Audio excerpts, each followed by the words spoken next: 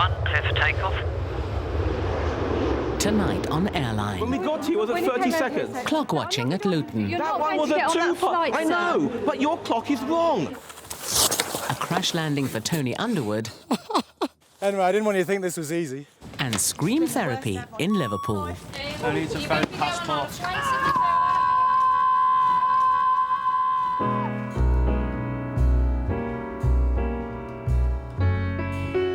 Come fly with me, let's fly away.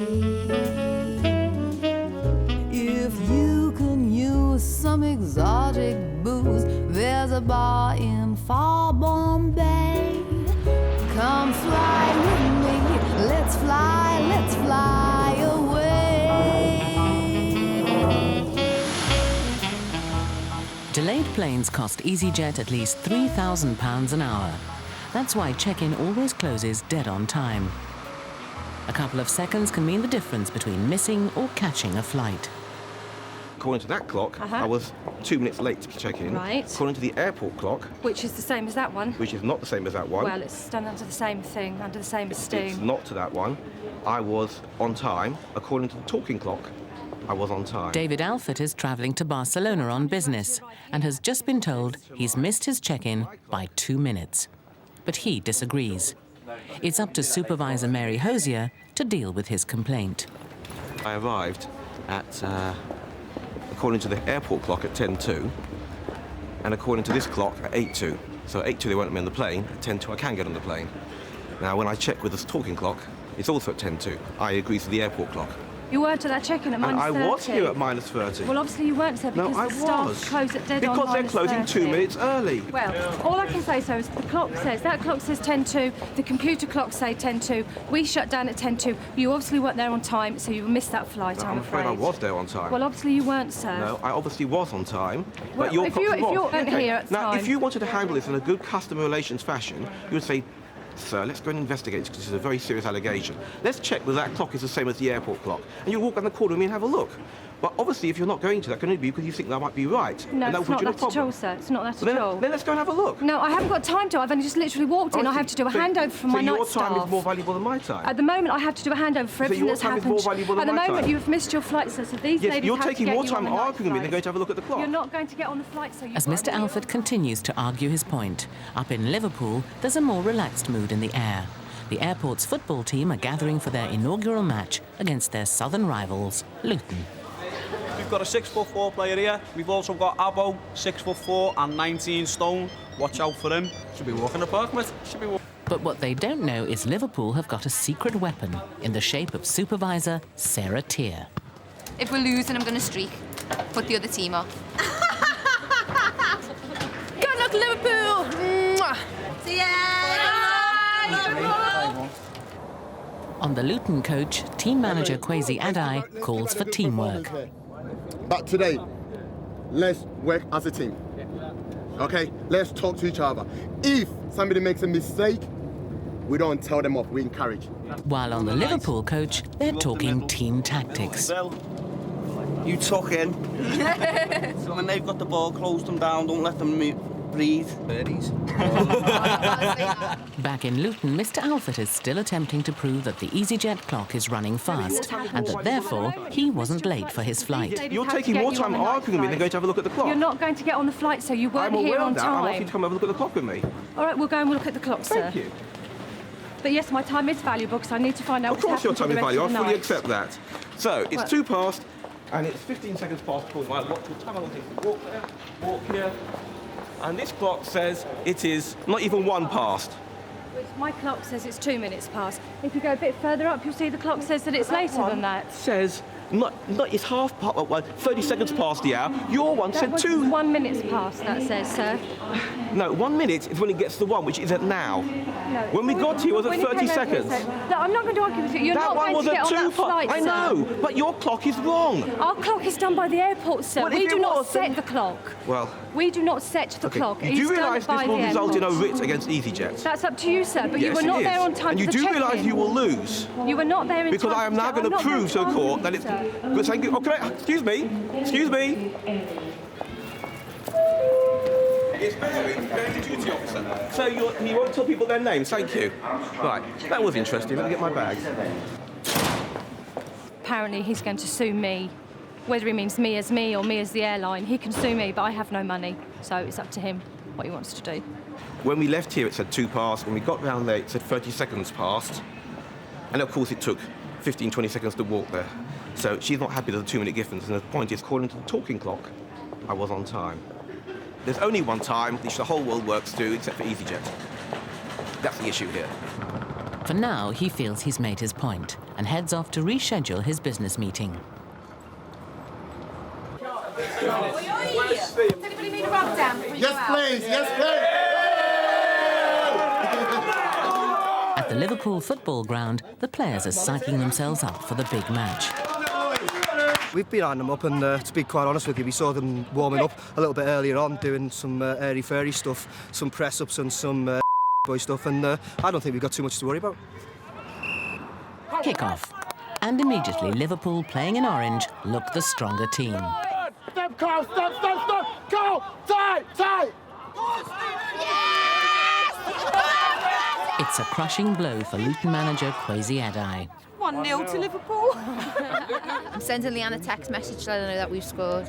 Liverpool 1, Luton 0, and then wait for the reply. It's an easy day for Tony Underwood.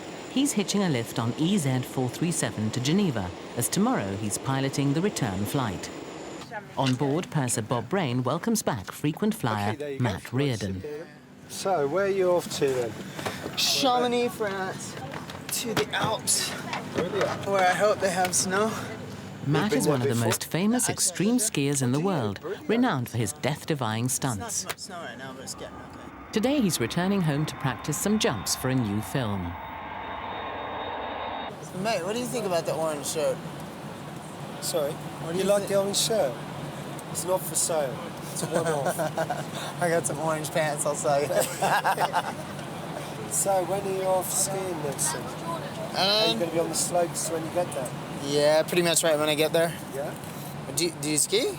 No, I don't. No, I would like to. I'd like Give it to, a but whirl, I've man. never tried it. Never tried it. I'll give you a little lesson, mate. You serious? I mean, Brilliant.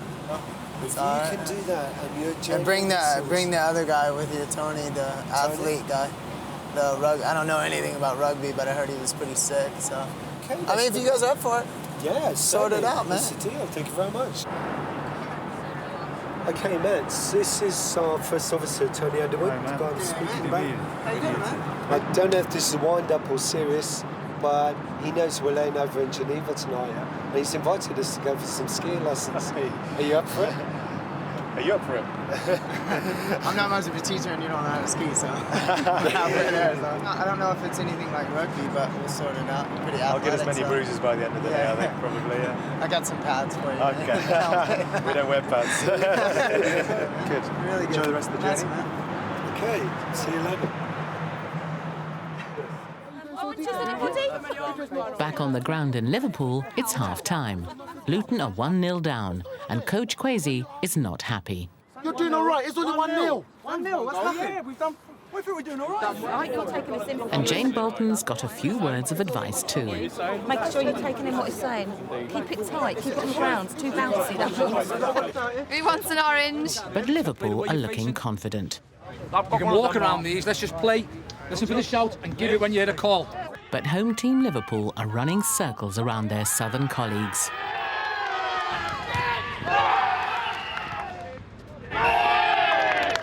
Don't go too deep. Come on, Liverpool. Oh. With seconds left, Luton score, but it's not enough. They're beaten by 4-1.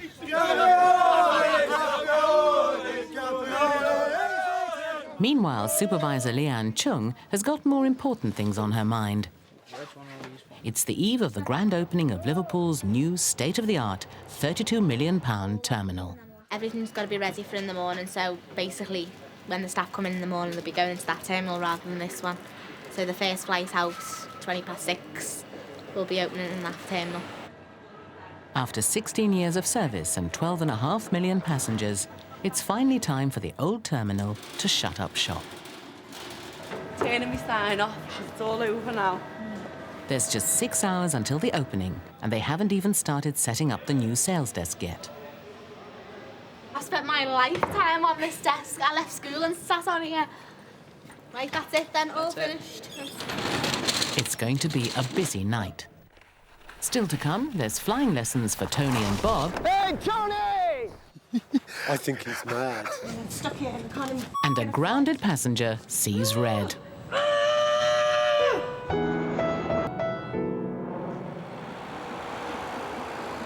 It's the crack of dawn on the morning of the opening of Liverpool's brand new terminal. It's 3 o'clock and the first check-in opens at 4:20, so we've got about 1 hour to get everything sorted. As the last-minute finishing touches are added, passenger service agent Claire Bell heads off to prepare the desks. First check-in ever. I don't know, I've got a bit of a mixed emotions at the moment. I don't know whether to be scared or excited about it all. 4:30 in the morning, and without a VIP in sight, it's left to the first 2 passengers of the day to cut the ribbon. Coming to Amsterdam? Good morning. Congratulations. 1, 2, 3.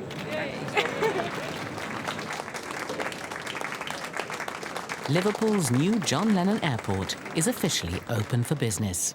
Bit of a shock, yeah. Yeah, we weren't expecting it, were we? Not 4:20 in the morning anyway. We didn't really know anything was like new anyway. We just turned up. It's the first time we've been out of Liverpool, so quite impressive. 200 miles away in Luton, it's a less auspicious start to the day. Leo, you have to tell me if I got the wrong day. I haven't, have I? If I sort of had the wrong day, I could sort of accept that in a way. Okay, you know, but not when he's supposed to be on a flight today from Amsterdam. I mean, you know, what's happened? For like 4 days, so I don't know the speed of the in-run. Right. So faster is always better. So bigger is better. Bigger is better. Good luck. Good luck. Jesus. We put that hole there. I think he's mad. He's just explained what he's going to do, and I'm sure he'll pull it off. But you got to be crazy to do that. I hope he knows what he's doing. Oh my God! Here he comes. Hey, Tony! Wow. Oh, my heart's pounding for it. Totally amazing, mind-blowing, just like you see in the films. That was unbelievable, wasn't it? Incredible. Tony, that's what I'm talking about. That's flying. In Liverpool, not everyone is impressed with the new terminal.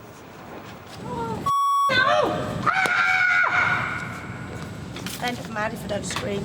Donna Nolan has missed the last Amsterdam flight of the evening. I've got no way of getting... I'm going to have to live here all night until... What do I do about a flight? I've got no money to pay for an exchange of flight or anything until I get back to work in Amsterdam.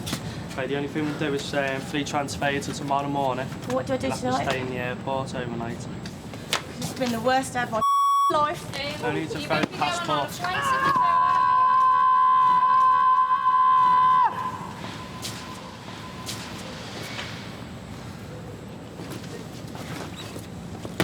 Mum died, do you know what I mean? The reason I'm here. The reason I'm stuck here and can't even get a flight. Team leader Craig Mills is bemused.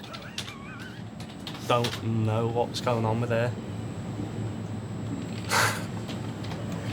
Didn't want to laugh because obviously for Mum's died, you know what I mean? But it's just the way she reacted then, there's no need for it at all. In Luton, Paul Kilbird is rumoured to have finally landed. A bit excited now. It's put an end to a long, long day. Really long day. Can't wait to see him now. Here he comes now, look. He's right in front of us now. Where have you been? God, I've been so worried about him. Oh, worried about you. What's she crying for, eh? I'm worried about you. What happened then? Why are you crying? Paul seems oblivious to the upset he's caused. And the airport's been phoning and EasyJet have been really brilliant, Paul, you know. letting us phone the airport and see where he was and everything. And I was just like panicking. I was like, something's happened to him because he wouldn't miss 2 flights, you know.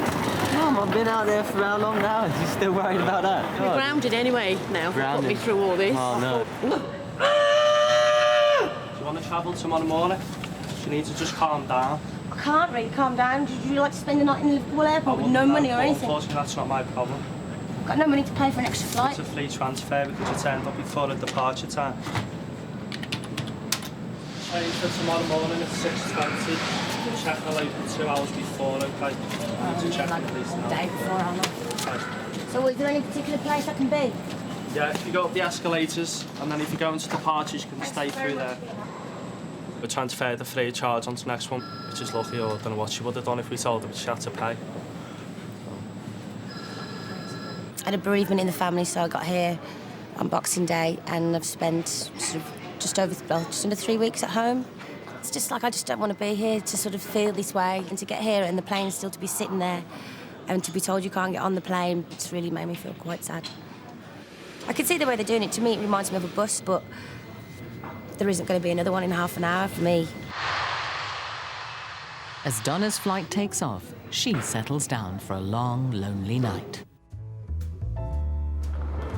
Mr. Alfert is still considering whether or not to take legal action against EasyJet. Tony and Bob spent the next day nursing their bruises, but have vowed to go back to the piste. And the next morning, Donna Nolan made it back to Amsterdam and is still a strong believer in scream therapy.